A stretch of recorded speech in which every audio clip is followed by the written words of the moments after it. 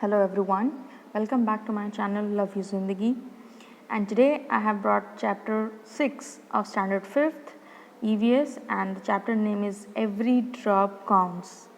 Okay students, so before going to start explanation, if you are new on my channel, please don't forget to like, subscribe my channel. Let's start the chapter. So students, today we are going to talk about the importance of water. We as know that today the water is becoming rarer and rarer and scarcity is increasing day by day. So this chapter is all about the conservation of water. Long ago, this is a picture of Ghad se Sar, and Sar means lake, and King Gadsi of Jaisalmer got its made 650 years ago. 650 years पहले उन्होंने ये बनाया था lake with the help of people, जो आसपास के लोग थे वहाँ के.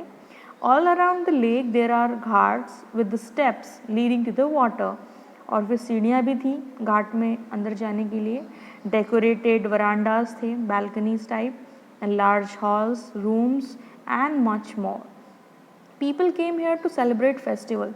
और नॉर्मली लोग यहाँ पर इसलिए आते थे, कभी फेस्टिवल सेलिब्रेट होता था, प्रोग्राम्स होते थे म्यूज़िक एंड डांस के.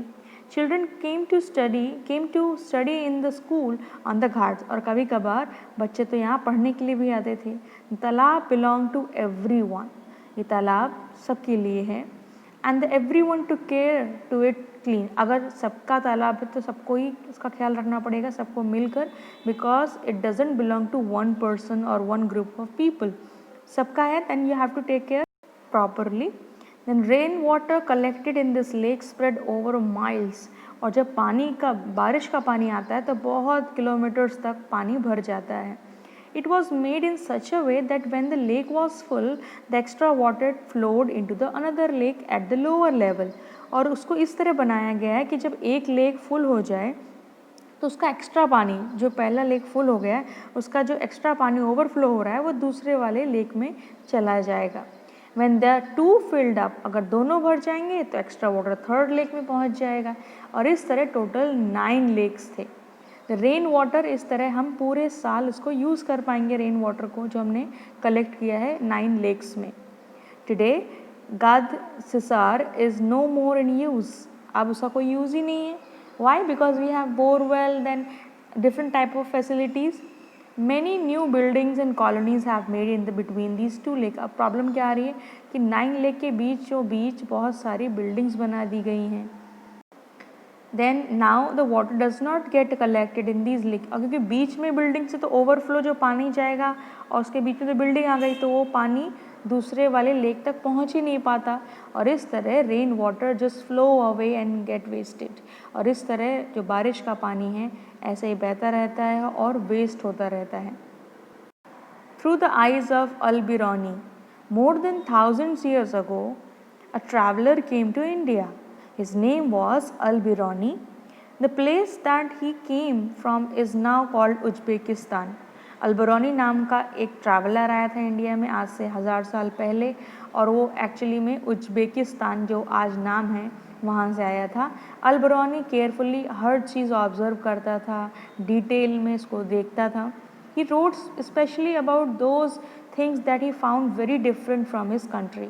और वो उन चीज़ों को लिखता था अपनी नोटबुक में, डायरी में, जो उसकी कंट्रीज़ में अभी नहीं अवेलेबल है, या वो उस तरह का इन्वेंशन नहीं हुआ है उसी कंट्री में.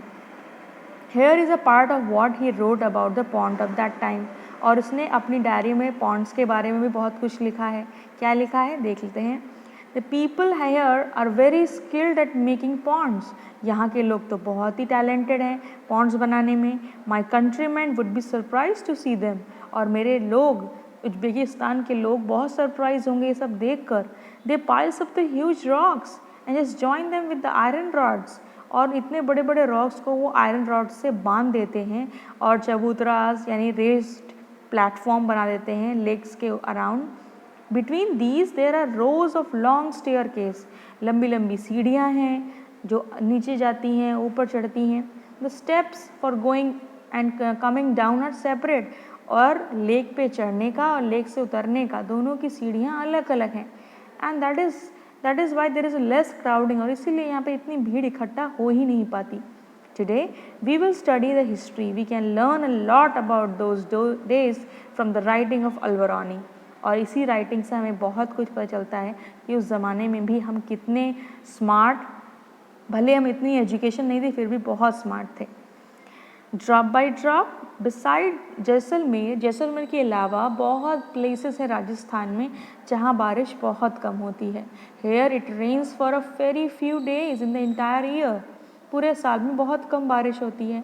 Sometime not even that much, और कभी कभार तो जो हमें सफिशेंट पानी चाहिए होता है उतनी भी बारिश नहीं होती। And the river here do not have water all around the year, और यहाँ पे जो रिवर्स हैं उनके पास भी 12 मंथ तक पानी नहीं रहता, सूख जाता है बीच में। And yet most of the villages in these areas do not have shortage of air, फिर भी इतनी कमी होने के बावजूद यहाँ पे शॉर्टेज नहीं होती पानी की। Let's know how. People knew that every drop of water was precious, क्योंकि यहाँ के लोग जानते हैं कि हर एक बूंद बहुत ही ज़्यादा कीमती है पानी की। लेक्स देन जॉहर्स जो कि पानी कलेक्ट करने के लिए बनाए जाते हैं। And water was everyone's need, और हर एक इंसान की या हर एक लोगों की एक ज़रूरत बन गई है पानी।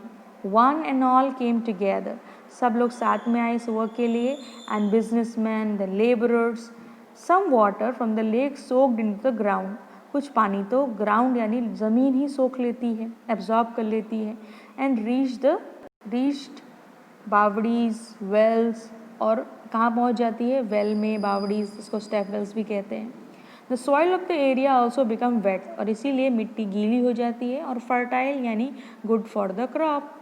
Every house has a system to collect the rain water, हर एक घर में ये सिस्टम है पानी का स्टोर करने का।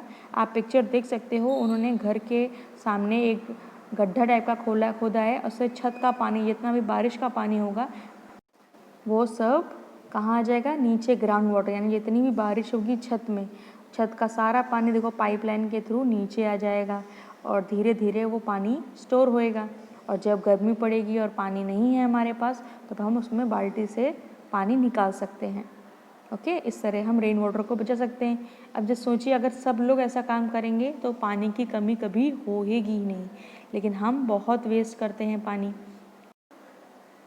Rain water that fall on the roof will reach the underground tank, जैसे कि मैंने आपको बताया था, जो बारिश का पानी है वो छत में जितना भी गिरा होगा वो धीरे धीरे अंडरग्राउंड टैंक में आ जाएगा।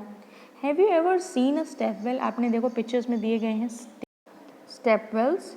लुक एट द पिक्चर, आप इमेजिन कर सकते हो इसमें कितनी सारे स्टेप्स हैं, कितनी सारी स्टोरीज हैं, मतलब फ्लोरिंग।